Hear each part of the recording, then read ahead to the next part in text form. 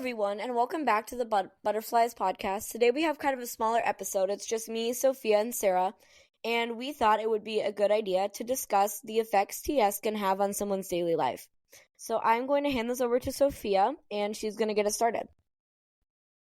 Okay, first thing I want to point out is I was diagnosed with Turner syndrome at birth, so I never really had any big diagnosis, revelation or really big changes of life. I've kind of always knew I had TS, and I don't know the difference between not having it, being undiagnosed versus having it. But I will say that what I have noticed is I know that the way I talk to people is hard to understand sometimes. A lot of people find it very hard to talk to me. And I did have to take medicine, a lot of it, like growth hormone, when I was a kid. That affected my daily life. And a lot of doctor's appointments. A lot of them. So, yeah. And for me, I'm the exact opposite of Sophia. I got diagnosed very late, as you guys know. So I kind of did notice a switch in stuff. I noticed myself start to get a lot more blood draws or get more doctor's visits or just notice that I was actually different than a lot of people because I never knew this. My life was just, as they would say, normal. So I kind of adjusted to a new normal throughout this year. Yeah, no, that makes sense. I'm kind of in between because I was diagnosed at 4 or 5, so I don't really remember that big moment, but I guess technically I was the life before. But yeah, I would say the main way it affected me is the doctor's visits, the growth hormone when I was on it, and then I have a speech impediment that I don't think I would have. It wouldn't be as severe if it wasn't full TS, so I would say that's probably the biggest way because that makes it a little bit harder to communicate. Yeah, the big talk about the diagnosis, it never happened for me because again, my parents, they didn't hide anything. They were just kind of like, "Oh yeah, Sophia, you got some problems, kiddo. Enjoy them." Yeah, no, I don't remember. I should actually ask my parents about how they told me because, like I said, I don't remember it happening. So, yeah. I think, well, I think my parents, they tried to tell me repeatedly and they explained it more in depth each time. All I remember is they sat me down with a little video that showed, well, how can I explain it? They explained what an egg and a sperm were, and that was it. And they were like, yeah, either one of those cells got messed up, so that's what happened to you. And I was like, oh, okay. And that's my clearest memory of them trying to explain what was going on.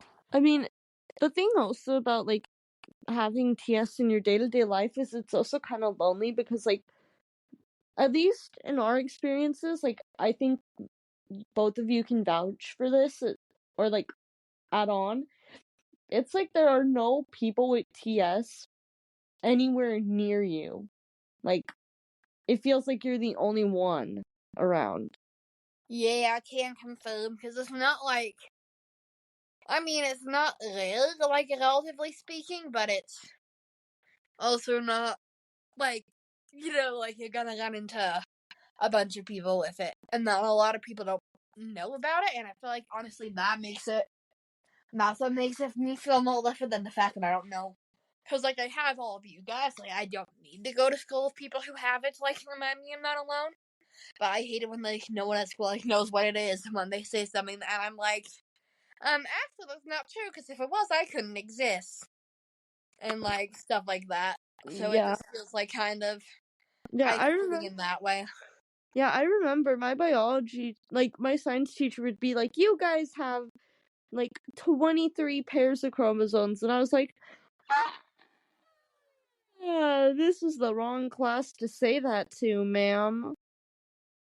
This is the wrong class. This is the wrong class. But there was a girl in my school who had TS.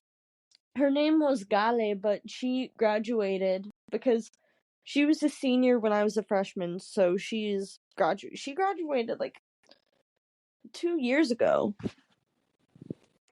Oh, that's cool. Yeah, I mean, there's no one who I've ever known at like my elementary, middle, or high school with TS, so that doesn't mean there wasn't like anyone. But I'm Matt's gonna probably be like, yeah, one other student in the entire school. I've always wondered, like, I think it was mainly middle school. I was like, how many people here have TS but just never got diagnosed with it yet? And because that was before I met anybody, so I was just like, imagine this random girl sitting in front of me in my English class could have it, and she doesn't know. Dun dun dun. My mom will say stuff like that, like at the grocery store or something, if she like notices someone who she like thinks has the TS like face and any other identifiable features, she'll be like, "Huh, I wonder," and I'll be like, "Mom, it's just the same random person." But yeah, it's like interesting because like one of my friends did happen to randomly get diagnosed. Like that'd be wild. The only really way you can tell, at least for me, is my neck. And because of that, my dad's extended family didn't think anything was wrong with me. So, a couple of family members didn't really say anything, or they said stuff to my dad. Like my great grandma, she was like, "Well, she looks normal, so she's fine." And my dad was kind of like, "Nah, that's not the case." Yeah, you can't see chromosomes, so. Yep. Yeah, you really can't. I don't know. I mean, I also know my cousin has it, but I have not talked to her in a long, long time. Yeah, I didn't know any. I've never met someone with TS just out in the wild and not at a specific thing, which I think is why Sophia said it can feel a tiny bit lonely at times, because obviously everyone has things and everyone has their own struggles, but this one is just not super common or known about, so you're just kind of going about your day and everyone thinks you're normal when in reality you have all these things going on, and it's just interesting. Yeah, it is. It is. I agree. I think what's also with Turner syndrome, it's it affects everyone who has it differently. Not everybody's stories are gonna be the same with it.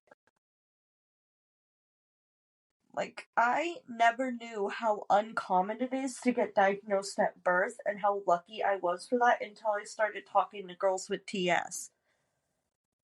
And a very low number of them have been diagnosed at birth. And that's our episode for this week. We hope you enjoyed, and long story short, it's different for everyone what they notice change in their life or what happens depending on the severity of their TS. So that's our episode, and we hope to see you back here next week. Bye, guys.